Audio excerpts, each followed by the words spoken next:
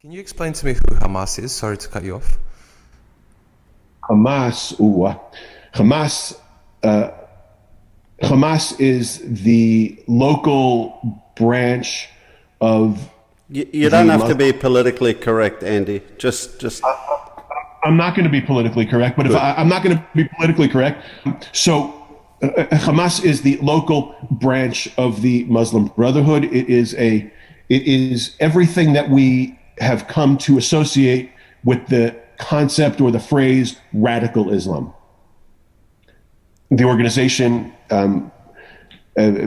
prefers attacking civilians as attacking civilians as its preferred method of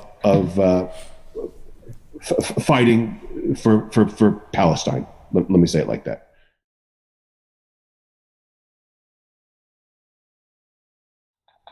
Okay, yeah. So, sorry, say again. So, we were having. Well, I'm a big lover of pineapple on pizza, right?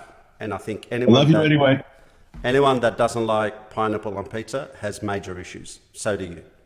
And our dear friend over there, who, lucky for him, he's thousands of kilometers away. Otherwise, I'd have my hands down his throat right now. So he sends me this meme, and he says it's basically got a figure of Satan standing behind God, and it says, "Let me create one thing," and God says, "For the sake of Pete, go ahead, do it." And what does he do? He creates a pizza with pineapple on it. So Andy is of the opinion that pineapple on pizza is Satan's make. Does Joe know about this? Oh, Joe and I have been arguing about this for many years. Right. So what can I tell you? Here, oh wait, I keep trying to. I actually found it. Just one second. Here, you can put it as the you'll see. You can put it as the profile picture for this episode of the podcast. There it is, right there. Oh, for Pete's sake, fine. Oh, this is another one. That's cool. So, Andy. Yep. How's the kids? Good. They are kind of hanging out for the bar mitzvah until they start doing their summer stuff. Everyone is. Do you know the significance of the bar mitzvah in Judaism? I am not very well versed in the religion of Judaism. Okay. So I would love to. Why don't you give us a little rundown of the significance of the bar mitzvah? It's pretty simple. Children until the age of adolescence are not required to do the commandments. All right? We have 613 biblical commandments which kind of spill out into almost every area of life. What we eat and what we eat and the way we eat in holidays and almost everything else. Children aren't responsible to fulfill the commandments. The age that you begin to fulfill the commandments is the age of adolescence, which we've defined, or the Talmud defines as for boys the age of 13 and for girls the age of 12, because they become adolescents slightly earlier than the boys. Yep. So it's typically a big celebration. It's the first real sort of after the circumcision ceremony. We do it when the baby's 8 days old. Muslims typically do it at the age of 13. Yes? Circumcision? Yeah. No, at birth. Oh, you do it at also? Yeah. At birth? At birth? At birth, yes, absolutely. On the 8th day or just on?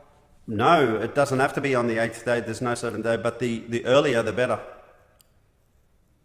Uh-huh. Yeah. I Can you imagine the trauma a 13-year-old will go through to have a knife anywhere near his manhood? I think, can I imagine the trauma? No, I can imagine saying, like, you want to do what? To what?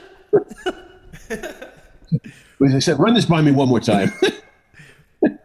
Next minute, the boy's gone, ran away from home. So it's reaching an age where the person is able to commence fulfilling the commandments of the Judaic faith. And that's a celebration because of entering that phase of their life is quite sacred to a Jewish individual. Correct? Perfect. Yeah. So Perfect. for the similarity or the contrast with Islam is we are commanded to teach our kids the prayer and fasting and all the other obligations that a Muslim has to go through from the age of 5 up to the age of 10 with total leniency as to whether the kid wants to do it or not. From the age of 10 to 15 or adolescent, sometimes the adolescent age varies between one boy to another or one girl to another because of maturity within that person itself, the biological maturity of that person. So from the age of 10 to the adolescent age, you start to sort of become a bit more stringent and forceful into teaching them. But as soon as they reach that age of maturity, your responsibilities as a parent, if you've fulfilled your responsibilities towards your child from 5 to 13 or 14 or 15, then it's up to the individual from the start of adolescent age. It's their responsibility. There's no more, the parent has absolved themselves of any responsibilities towards the kids' actions. As long as you've done your bit as a parent to teach them the Islamic way of life and the Islamic teaching. So, and I guess, yeah, go ahead. So it's very similar. I explain it like this. If your 8-year-old or even your 10-year-old kid, I'll explain it in Australian terms, right? If you were playing cricket and hit the ball through the window, through somebody else's window, so you might tell your kid off, or you might get very cross with him, or you might not. But ultimately, it's your responsibility to go and make restitution for that window, right? You've got to go over to the neighbors and say, of course, I'll pay for the damage. When a kid around the age of 13, right? If a 13-year-old does that, I think you would say, okay, you go over there and you tell them that you'll take out the rubbish or you'll wash the car or, you'll work it off until you've paid it off because, you're old enough now to take responsibility for the damage that you caused. You got to pay your debts. And, well, you got to take responsibility, right? And that's one of the ways that we teach responsibility. So, there are responsibilities and there are rights that come along with it. The adolescent on the other side of that equation can read the Torah in public, which he couldn't have done beforehand, right? He was, he could do it, but it doesn't, count as it were. So that's the bar mitzvah. That's in a couple of weeks. Andy, this is the first time for everyone watching that I'm meeting you virtually. Why don't you give myself and everyone who's watching and listening kind of like a background on yourself, kind of like a brief description of, where you came from, your story, your spirituality. With pleasure. So I grew up as an assimilated American Jewish kid. Most of my growing up was in California. Cali.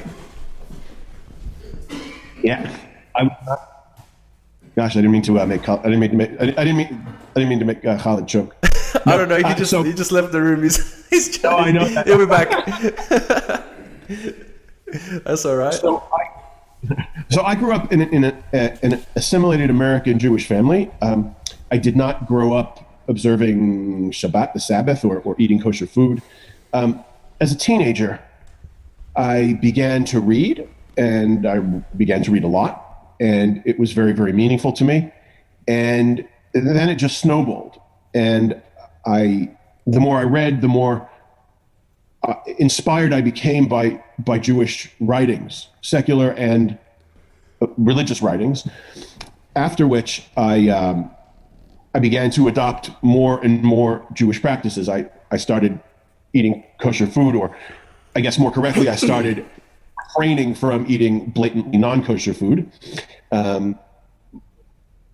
as I was an older teenager, maybe 17, 18, 19, I started observing the Sabbath in more traditional, legalistic ways. I'll give you one example. The Jewish law prohibits writing on the Sabbath, writing, right? So those types of activities I stopped doing, and I very gradually I grew into Jewish observance. So that's one part of the story. The second part of the story is I lost my mom when I was 18 years old, and I lost her father a year later. And you remember I mentioned a second ago that I was a student at Arizona State University. So after losing my mom and my grandpa a year apart, I pretty much fell apart. I pretty much melted down. And when I finally decided to drop out of college, my dad, alav shalom, said, I think you're right. You need a break. You're obviously interested in Judaism, and this is obviously very meaningful to you. Go to Israel, buy a one-way ticket, go to volunteer to kibbutz, and don't make any other plans. Just clear your head. You've been through a lot. And it was the best single piece of advice I ever got. So I did exactly that. I came to Israel, and I had no intention of moving here. I had started to learn Hebrew, not because I wanted to live here, but because I was absolutely on a mission from God to learn how to read the Torah, read the Talmud, read Jewish texts in the original.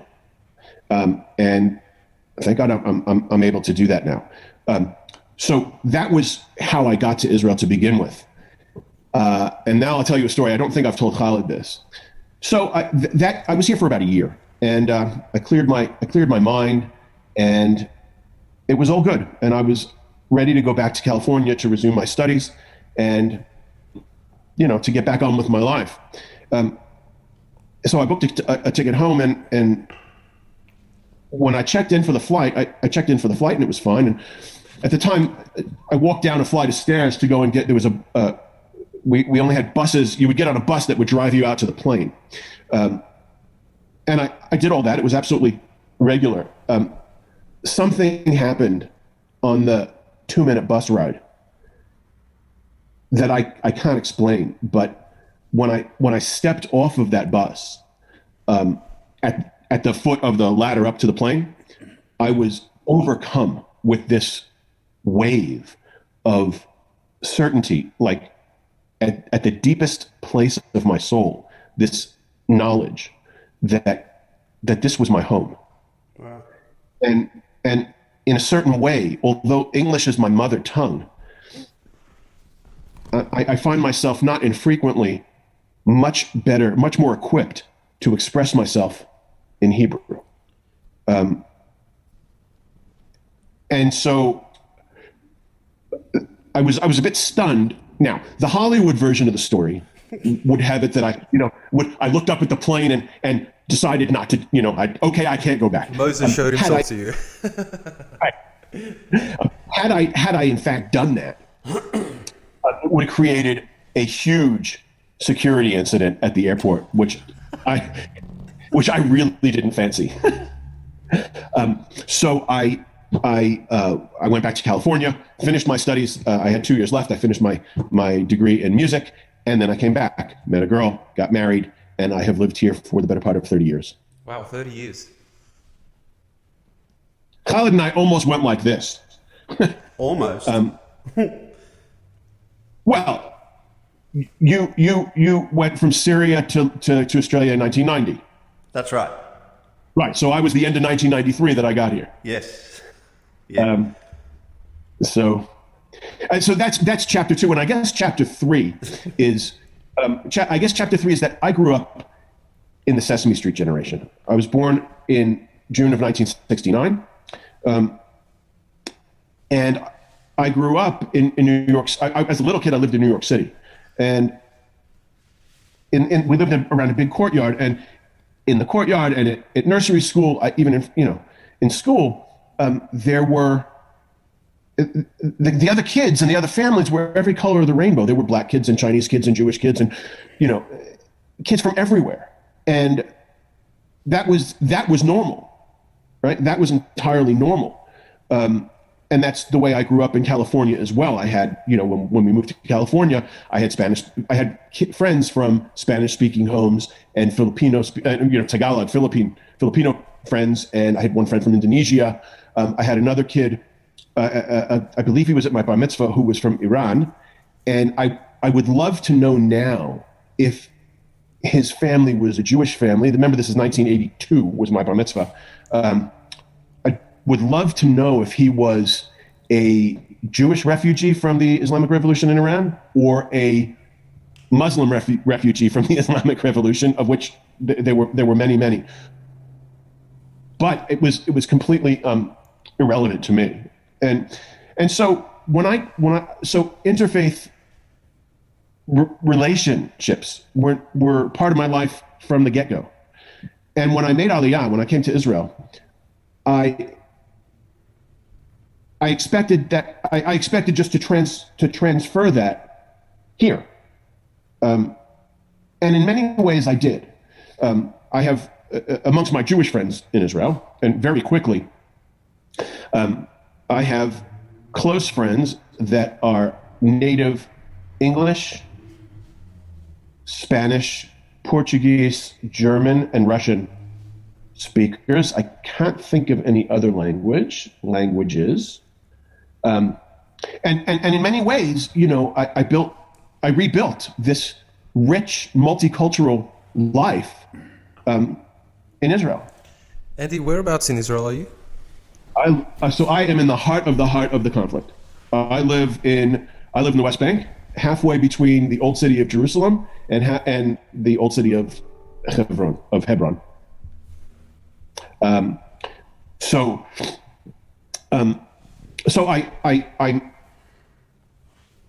when I tried to, so in many ways, I transferred that multicultural experience to Israel.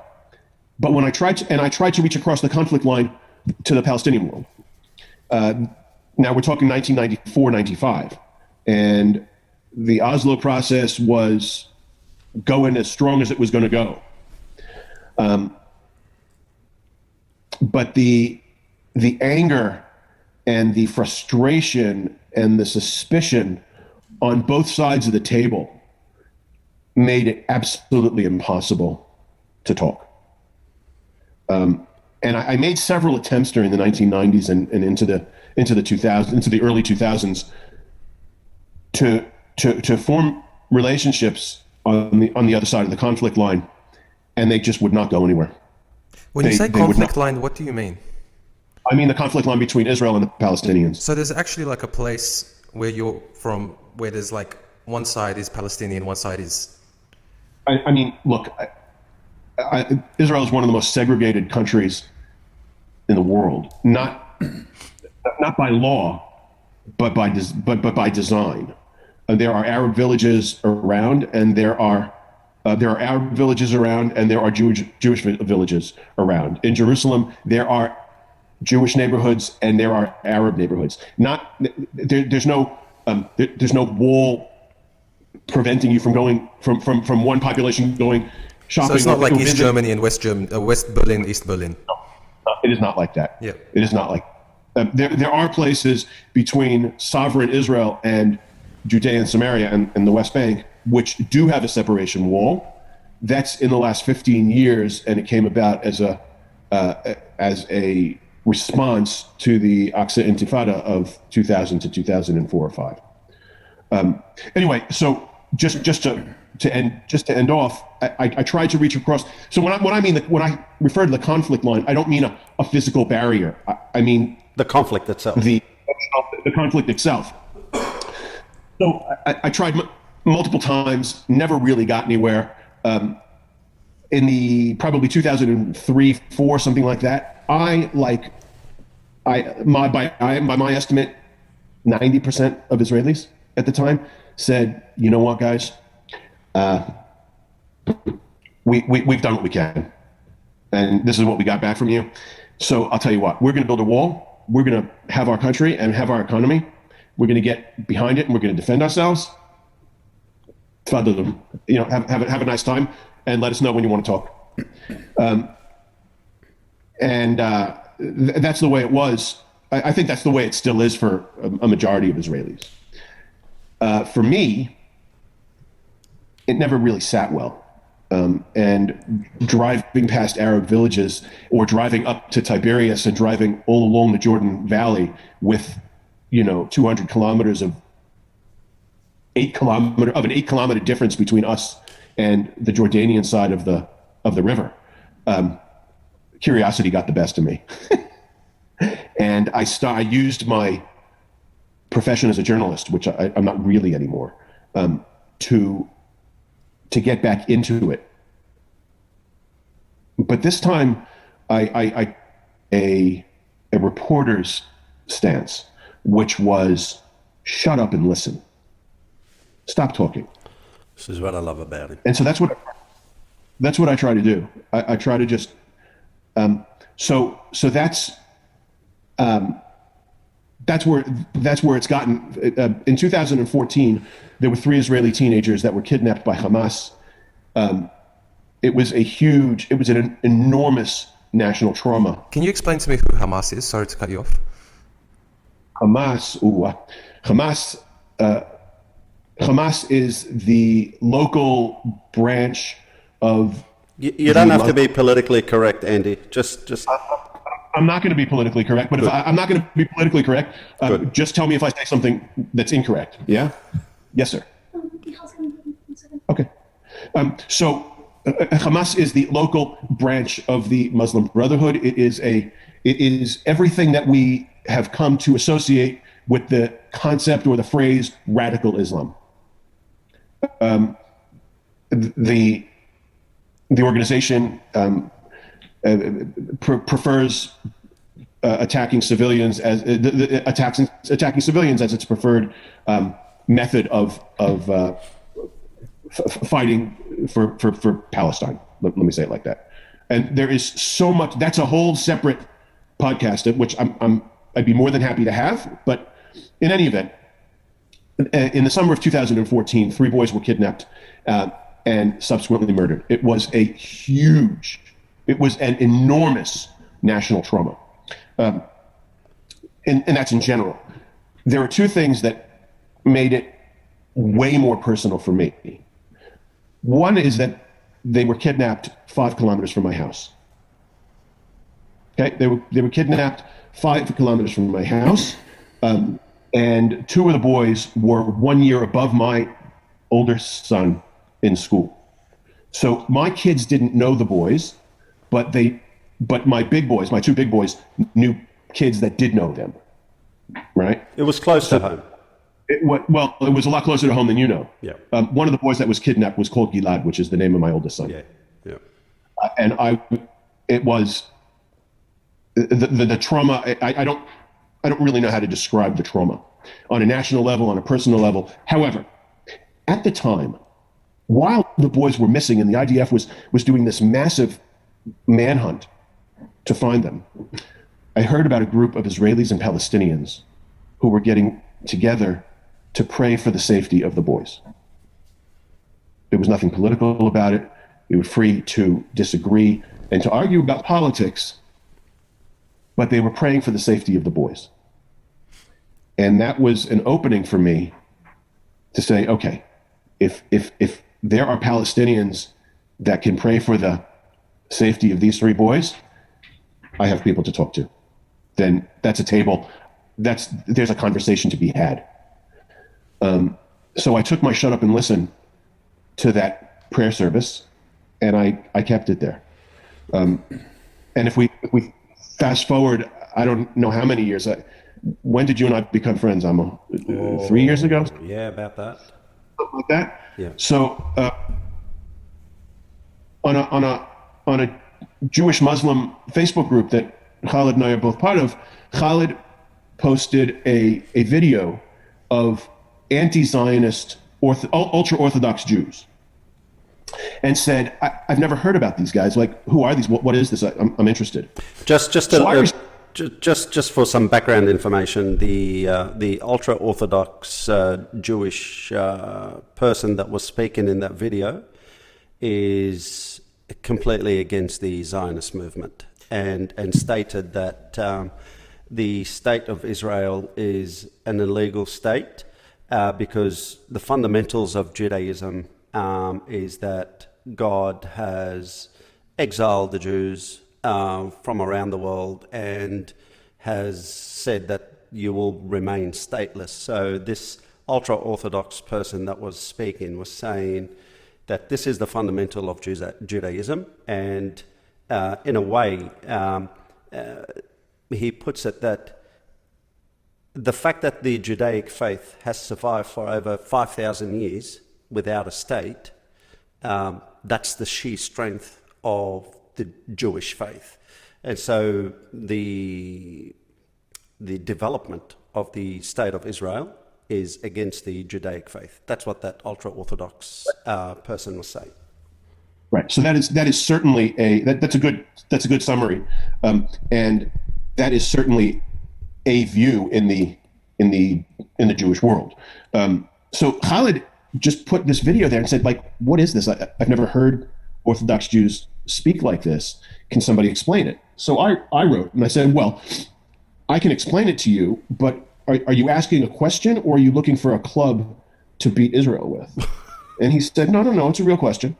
And I said, well, here's the explanation. And I tried to explain it. It happened to have been Ramadan, to which I said, well, if you're a faster, then I hope your fasts are going well and blessings for the holy month. And here we are now. So yeah. You asked for a short introduction to me, but you got kind of a long one.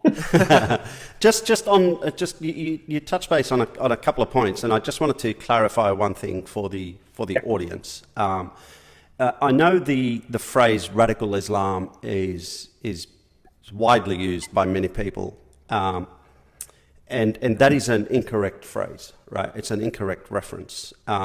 Okay. Because and it gets thrown around for convenience because everyone else uses it. But it always bothers me when people say it, even though they don't intend it. But that's what they hear in the general. It's what the TV tells them, right? Well, it's not just the TV, but it's everyone else. You know, it doesn't have to be TV. It could be social media. It could be a friend talking. There is no place for radicalism within Islam, right? And if you reach a state of being a radical, you have veered off the main path of Islam. And so the term radical Islam is a fictitious term. It's a fabricated term. It's an incorrect term. Because if you get to a point where you're using the flag of Islam and the name of Islam to conduct atrocious acts, then you are not abiding by the guidelines and the fundamentals of Islam. And similarly, I would say that applies to the two other Abrahamic faiths, Judaism and Christianity. If you were to move away from the Abrahamic faiths and you look at what the Buddhist government in Myanmar is doing to the Rohingya Muslims, then you go, well, that's not Buddhism, right? Buddhism doesn't teach you to kill people. So the acts of that government and the generals of that government and the army of that government against the Muslim people of Myanmar, that's not Buddhism at all. I don't go and claim it as extreme Buddhism because I don't believe in that the case. I've never said radical Jewish person or a radical Christian person. You reach the stage of radicalism and fanaticism, you have veered off the main path of the faith that you claim to follow. So I just thought I'd point that out for the benefit of me because it eats away from me, and I just wanted to make sure that the audience understand that. I'm glad that you did. So how would you better describe groups like Hamas or Hezbollah or ISIS or whatever? Un-Islamic. Like, how would you? I'm sorry? Un-Islamic. Okay, so just take a step back for a second. And when Christian said, could you just describe who Hamas is? So how would you describe them? I would say they're a terrorist group They were generated as a result of the oppression of the Palestinian people. Initially generated to defend the Palestinian people, but now they have their own political objective, and definitely not one that has the benefit of the Palestinian people in mind. And they are hijacking the fundamentals and the teachings of the peaceful religion of Islam, and flagging it around and throwing around as if they are doing the works of what Islam tells them to do, which is completely fictitious. But you'd agree, though, that they at least believe that they are acting in the name of Islam or in the best interest of Islam. No, that's sheer ignorance from them. If they do believe that, then obviously they do not understand the fundamentals of Islam. I mean, I revert to one of the verses in the Holy Quran in chapter number 2. I think it's verse 257, where it says, La ikraha fi din, no compulsion in religion. So how could you actually grab a gun and kill someone or hijack a person, forget about what faith that person belongs to, but hijack a person in the name of religion when it tells you very clearly in that verse there is no compulsion in religion? So they do not understand the fundamentals and the teachings of Islam, as do the Myanmar, the Buddhist army in Myanmar. They do not understand the teachings of Buddhism, as the KKK do not understand the teachings of Christianity, as the Israeli government do not understand the teachings of the Torah and the Talmud. Okay. I would only tweak it a little bit in that when I describe Baruch Goldstein, right? Baruch Goldstein was a Jewish resident of the town of Kiryat Arba, which is right next to the very large city of Hebron, Al-Khalil. And on a Friday morning in Ramadan in 1994, which happened to be on our holiday of Purim, he put on his Army Reserve uniform, took his M16, and walked into a site that's holy to both Jews and Muslims as the burial place of Abraham, Isaac, and Jacob and their wives. And while the Muslims were praying in the morning, he opened fire at them and killed 29 people and wounded many dozens more. And so I have no, I face the same challenge as Khaled just described, right? I certainly don't want to give him any credit of acting in some bastardized version of Judaism or of Torah or of Talmud. Just one of this, yet again, it's just another example of how what we say about Muslims, they say very much about us, and vice versa. So, and this is one of the one of the things that I absolutely love and respect about you is,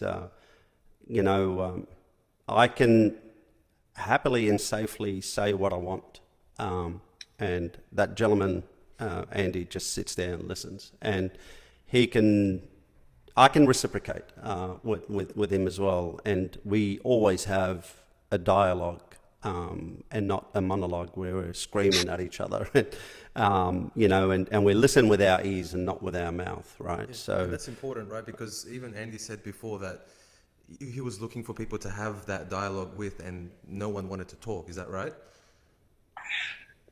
I don't know if it's correct to say that nobody wanted to talk, but I nobody think people was able. were just afraid to talk. It was more than that. It was that people were so angry, and the flames were so high that everybody could talk and nobody could listen, which is not a great recipe for conversation. And I'll give you an example. Khaled and I last week or the week before had what I think is the most difficult conversation that we've had so far, right? About Yasser Arafat. Now, just to show you the gap between our views on this, Khaled posted quite an approving picture of Arafat, And I didn't want to discuss it in public because it was precisely the kind of thing that was going to go crazy. But I said, just explain this to me.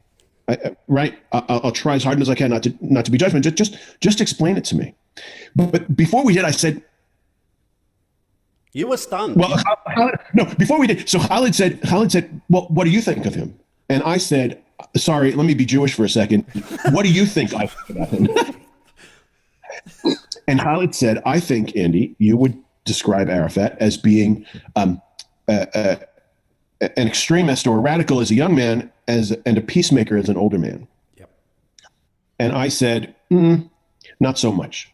I said, I view Yasser Arafat to have been a cancer who metastasized and infected everything he ever went to or touched. So you're talking about a pretty wide gap in perceptions here, right? And but we talked about it. I don't totally get it, but I understand a lot more than I did before the conversation. Right? I understand a lot more. I still don't think that Arafat was a righteous person. But look, with all due respect, I don't think there are many Jews that actually think Arafat was a righteous person. Right. In fact, that's true. In fact, a lot of Jewish people would hold the same opinion as yours of Arafat. Just for Christians' benefit, my dad and Arafat were really close friends. So who? Yasser Arafat. Who is that? He's the leader of the PLO, the Palestinian Liberation Organization. Palestinian Liberation Organization. Yeah, he started the Intifada. Is that correct? No. Well, he founded the PLO. He founded the PLO. Yep. And so that was in Cairo, and then the organization was forced out of Cairo to Amman, Jordan, and then they were forced out of Amman to go to Beirut, and that's kind of the history of the PLO. But in 1987, the first Intifada broke out, and you can say what the word Intifada means in a second. But when it broke out, the PLO leadership was panicked because they weren't calling the shots. This was a grassroots uprising of the Palestinian people, of the Palestinian nation, first in Gaza and then in the West Bank. And, when all hell broke loose, there are some great stories of Arafat and Abu Mazen, who's now the chairman of the PLO, calling frantically Palestinians on the ground here, trying to figure out what was going on and get news reports because they weren't in control of it. And that was now that I know something about it with the benefit of hindsight, I find that really, really fascinating because I know that the official Israeli line at the time was Arafat's behind this. The PLO is behind this. But I know that it wasn't true. At least not at the beginning. All right. So and the word Intifada, right? Andy thinks that Andy believes, I should say, and he's partly right. Forgive me for saying partly. He's partly right because for someone to actually plan. By the way, as I was saying, Arafat was a really close friend of Dad, and he spent 2 or 3 nights at our place in Tripoli. So I wasn't born then, but my older brother, who is 6 years my senior, he remembers Arafat and he remembers sitting in the same room with Arafat, and he used to play with my brother Bassam. So, but Andy believes that anyone that can actually condone the terrorist attack against the Jewish Olympians in Munich, how could someone like that be classified as a hero? Rightly so. I don't think that attack is in any way, shape, or form heroic. But my argument to Andy through that correspondence that we had was, you could say he's, anyone that condones such actions shouldn't be considered as heroic. And my reference is every other Israeli prime minister that ordered attacks on the Palestinian people, oppressed the Palestinian people, literally compressed the Palestinian people into two fairly small size areas within the greater country, Palestine/Israel. Any prime minister or defense minister that condones such actions shouldn't be classified as heroic in any way, shape, or form. And I think I also use the example of well, actually, it was Rabbi Lee Wiseman that said, you know, the fact that Arabs in general, and I'll touch base on a different point that you mentioned before, and I just wanted to clarify that as well. But Rabbi Lee Wiseman, who is, I think he's one of God's gifts to this earth. Would you agree with that? I'm sure you would. I would absolutely agree with that. He's phenomenal. The guy is absolutely phenomenal. If you really want to see an example of someone who loves interfaith, someone who has all the time in the world to listen and constantly has a smiling, beautiful face with absolutely amazing poems, Rabbi Lee Wiseman is the guy to go to. And he said, look, he can understand my position of why I find Yasser Arafat as a bit of a hero, because he held the notion of Palestinian people's freedom with pride, and that to us as Arabs is extremely strong, and it goes with the grain of being a Middle Eastern person, an Arabic person. Yeah. Pride and honor far outweigh any other wrongdoing that you do. So. But the post was shared because I wasn't praising the person in that post. I was more so just making a statement about how Yasser Arafat wore his galabiya, or shal, or scarf in English. And his body language and his presentation spoke for itself. I didn't think he needed to say a word. You know, if you stood in front of the camera and you saw the way he wore the scarf, you know exactly what the guy's motive is, which is the freedom of Palestine. Because his scarf, when it went over his right shoulder and down, covered his right chest, it from the way it waved around his head, down his shoulder and over his chest, it just generated the map of Palestine. Okay. So there was a significance, physical presentation from the man, rather than more than anything else, or any other rhetoric that he had to say. Yeah. I think just that alone meant a lot to the Arabs, you know, because when they saw Yasser Arafat in front of a camera or a photo with the Palestinian map presented on the scarf that he wore on his head, and you know, Andy, when an Arab does this, there's a lot of pride in that. So when it's something that's coming on your head, covering your head and over your chest, that speaks a lot to an Arab person. Yeah. So, I mean, you know, as you were talking, I was thinking of something, an experience I had probably 10 years ago or slightly around then. I had an opportunity presented itself for me to go through a checkpoint, the Kalandia checkpoint between Ramallah and Jerusalem. And I could have gotten my taxi driver to drive me around the security barrier. I said before that there's no physical barrier between Israeli and Palestinian communities. And by and large, that's true along many parts, or perhaps even a majority of the Green Line. There is now a physical border between sovereign Israel and Judea and Samaria. As I said before, that came about as a result of the Second Intifada. Anyway, I had the opportunity to go through one of the checkpoints. It was a Wednesday afternoon or something like that, 2:00 in the afternoon, not a high time of traffic. There weren't a lot of people there. I had my American passport with me, so I just said, you know, let me see what this is like. I pretended not. I took off my kippah. I didn't. My yarmulke. I took off my kippah. I didn't. I pretended not to speak Hebrew, and I said, let's just see what this is like. And it was a singularly horrible, infuriating, humiliating experience. There was nothing about it that was anything other than one of those three words. And as I was standing there, I got to chatting with a young Palestinian woman. She was a student of English literature at Birzeit University. And we were talking, we were just chatting. I presented myself as an American journalist.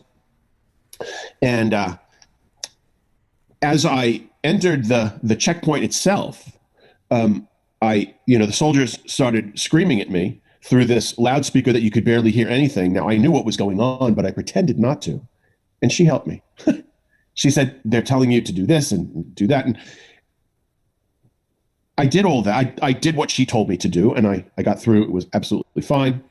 And then I said, where do I get the bus back to Damascus Gate? It's over there. Thank you very much. Our whole interaction was maybe 2 minutes, 3 minutes maybe. But we had a connection because we went through something together. And so I had that experience. When I tried to relate that experience to my Israeli friends, to my Jewish friends, the only thing that people could say was, yeah, well, okay, if they don't blow up our buses, then we will take down the checkpoint. There won't be a no bus bombs, no checkpoints. And I run a debate society. On the level of debating, yeah, okay, that's true. And on a policy level, if you were asking me, Andy Friedman, to craft policy, I don't have any better suggestion. But don't think, and this is my point, right? Don't think that doesn't come at a cost. It comes at a cost to us that we either, if you're from the Israeli perspective, that we have to maintain this level of security. If you're from the Palestinian side, that we have to go through these security loops in the air. But don't think that there's not a price to us Israelis. We pay a price for being in a position to have to enforce that checkpoint. And the Palestinian side, that is a phenomenally unifying experience when everybody knows what it's like to go through the Kalandia checkpoint. And so when I say shut up, my Jewish Israeli friends, it's hard for them to move out of the, okay, no bus bombs, no checkpoint. And okay, that's true.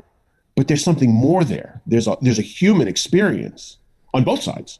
And it's tough. It's tough. And it just came to my mind as you were talking, Khaled. Yeah. Look, on the,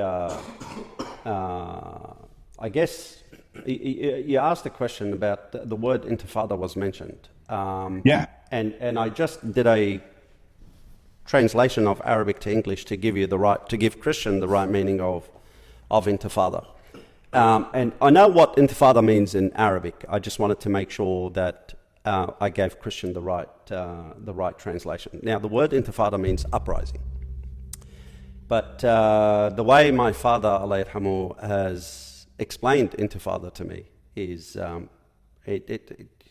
I've always spoken, my dad was phenomenal, and he always had a way of explaining things in a very simplistic way. And he said, imagine you own a cat. Sorry, I'm cutting you off for a second. I'm cutting you off.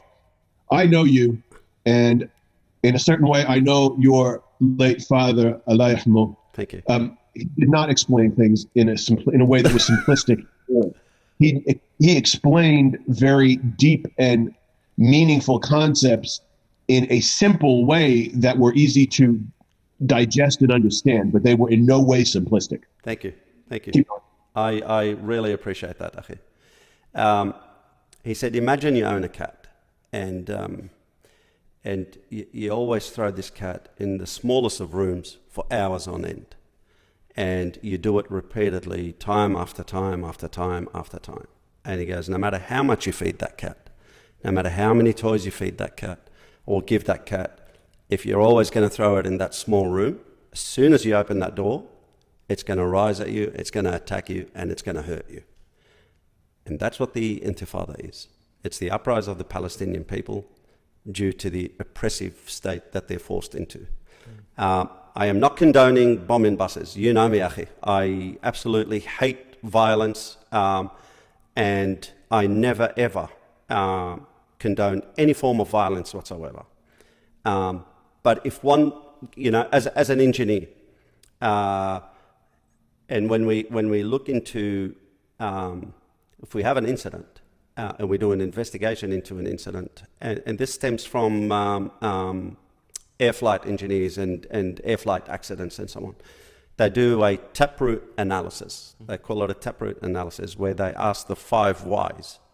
And every time they get to a why did this happen?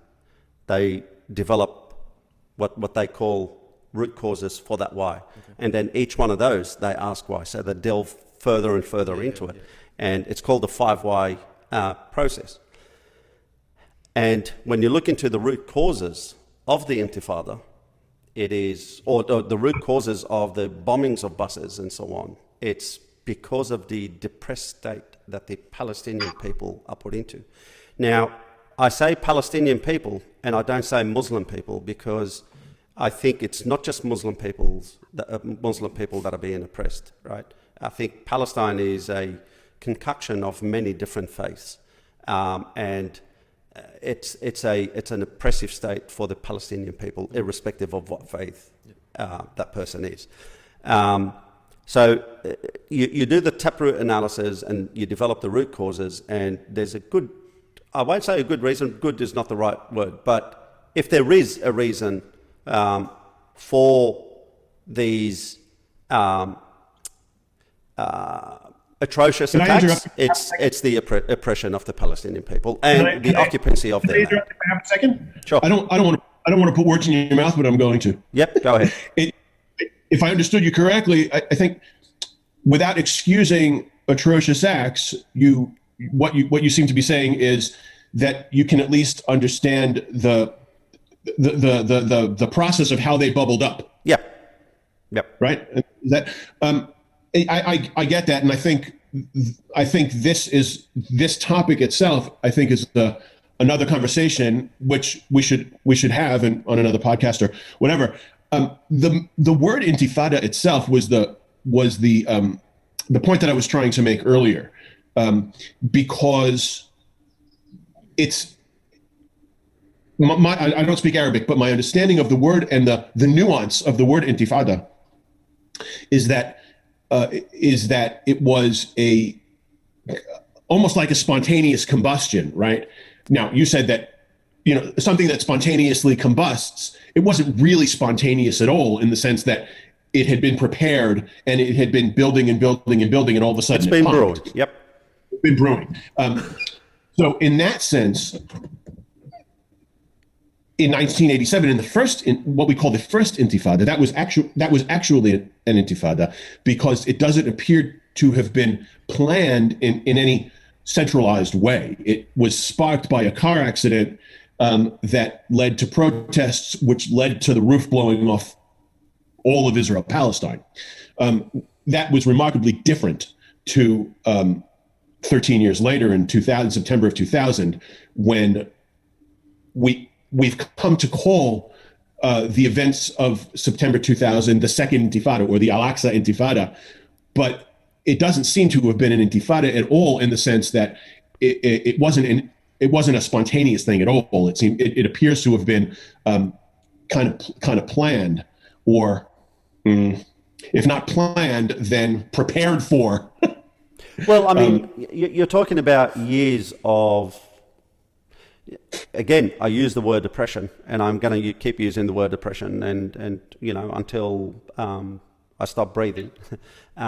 So it's years of oppression, and that's exactly what's going to happen when I revert back to my dad's example of holding this cat in the tiniest bit of room for hours on end. No matter how much food and toys you put into that room, when you open it at one stage, it's going to jump and attack. So yes, I agree. There's only one Intifada, one uprise. Another word for it is a revolution, right?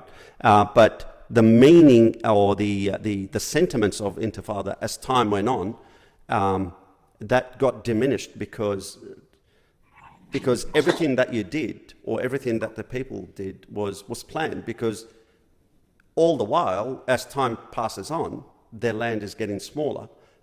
and the number of people isn't getting smaller that much, but it's just becoming compressed. Tell me why.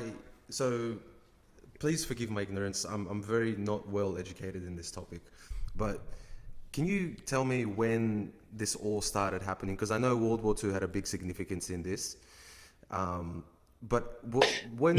Sorry, go on. Christian, the fact that you don't know so much about the topic It's good. is perfect. Is perfect. Because if there are a lot of people who know a heck of a lot about it and don't actually understand anything. And there are a lot of people who may not. Whatever. It's perfect that you don't have a lot of prior knowledge, so that you can learn from our conversation. Anyway, go ahead with the question. But yeah, like, I guess what I want to know is, how did this all begin, and how did we end up to the situation where we're in now, where Palestine is almost ceasing to become a sovereign country in its own, and this oppression that Khaled, you speak about is happening day in and day out. And how did we get here? What were the events that took place? So can I politely push that question off to the next episode of this podcast? Sure. Because that question is That's a podcast on its own. On its own. That's enormous. And it's an enormous topic, and one that's actually really, really far-reaching. The implications of that discussion are really extensive. Yep. And I don't want to have that conversation unless we can have it properly. Yeah, we can have it do it justice. And I think when we do, Andy, I think we should have it from a political and a theist perspective, because both topics have a major influence and reason for the state that we're in right now. That's absolutely true. And the only thing I would add into that mix is a third element, and that's ideology. Absolutely. When I say ideology, I mean, I'm actually at a loss for a word at the moment. I mean, ideas, right? In other words, ideology has a feel to it. The word ideology has a feel to it that it has almost a sour or a negative feel, whereas ideas, right? What are the ideas? And this can even go back to Hamas and Muslims that are so eager to do the will of Allah that they've lost their way. And same with Jews, right? Is that a better?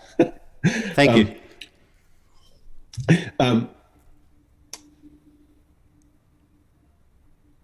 Sorry, I just lost my train of thought. But it's important to me as a listener, right? I just want to understand. I want to understand, even if these guys have lost their way, right? And if they've gone off anything that could legitimately be called an Islamic path, right? There's an idea there, and at least I want to know what the idea is. Sure. Yep. And likewise, when we talk about Zionism, the word is thrown around in a way. I've asked several times over the last month, because of the events of the last month, when people start talking about the Zionists do that, or the Zionists, this, that, and that. I've asked the question multiple times, right? What Zionist writers or thinkers have you read or studied that led you to that conclusion? And the answer has typically been, well, none, right? And so a basic understanding, a basic grasp of what Zionism is actually an essential part of the discussion that we're now pushing off to the next time. Yeah.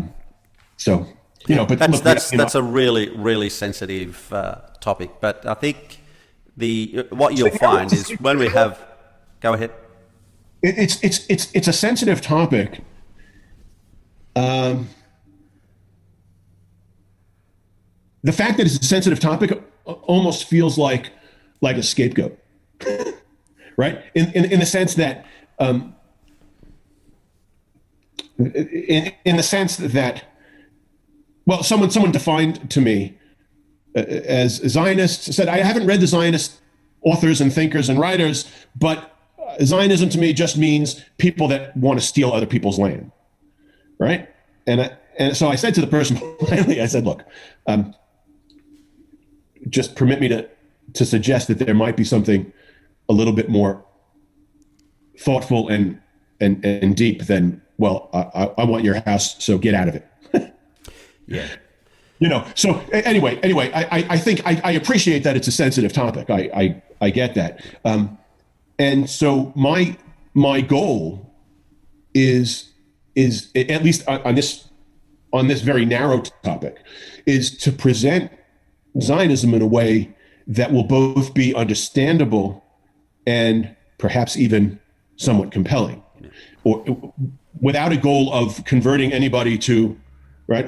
My goal is not to convert anybody to the Zionist cause. It's to present a group of ideas that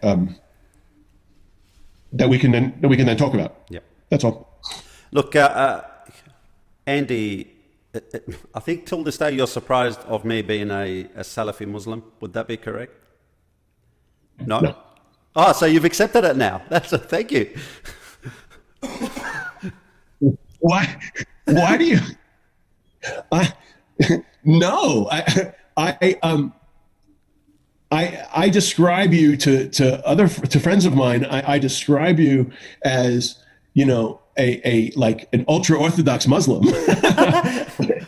Well, that's the thing, and absolutely right. And the way I see ultra orthodox Jews is the equivalent of Salafi Islam, right? Now, what is a Salafi?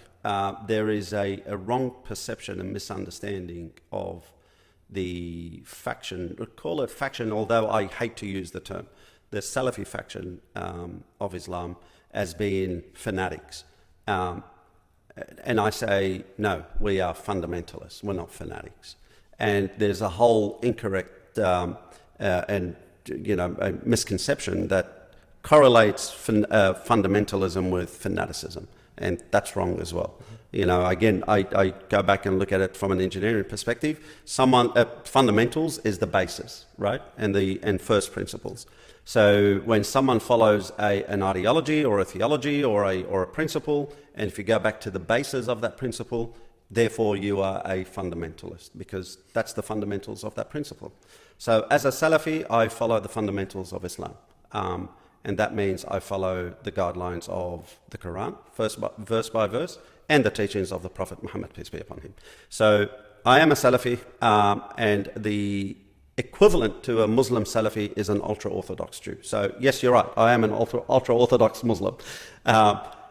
And not wanting to discuss the whole notion of Zionism and the movement of Zionism, and we'll leave that for a different podcast, but ultra-Orthodox Jews, and Andy, you're an Orthodox Jew, yes? Yeah. So ultra-Orthodox Jews don't really agree with the notion of Zionism. Would that be correct, Andy? Yes and no. Yeah. Because the fundamentals of Judaism is to survive, and the Judaic faith survived for over 5,000 years without a state. And the whole concept, like, for example, with Christians, your symbol, the symbol of your faith, is when Jesus Christ was at his most vulnerable state on the cross. And for the ultra-Orthodox Jews, the symbol of and strength of Judaism is the fact that they have survived for over 5,000 years without a state. But anyway, we'll leave that for a different topic and different podcast. We certainly will. That's an excellent place to break off. Yep. Because it'll be an excellent place to pick up next time. But what I will say one thing, and again, this is a correction of a misconception. Yeah, please. This is not an Arab-Jewish conflict. It is not an Arab-Jewish conflict. And when I say Arab, and a lot of people understand that when you say Arab, there is the wrong understanding that an Arab is a Muslim. Not the case at all. My father's grandmother is a Jewish Syrian lady. She was born, lived, and died a proud Jew. In Khaled, right? Sorry? In the city of Khaled.